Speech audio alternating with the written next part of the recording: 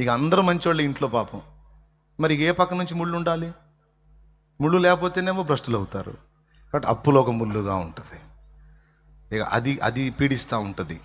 ఇక అప్పుల దెబ్బకి పాపం చేయాలన్న వాంఛ, కోరిక, ఆశ, ఉత్సాహం మొత్తం నాశనం అయిపోతుంది.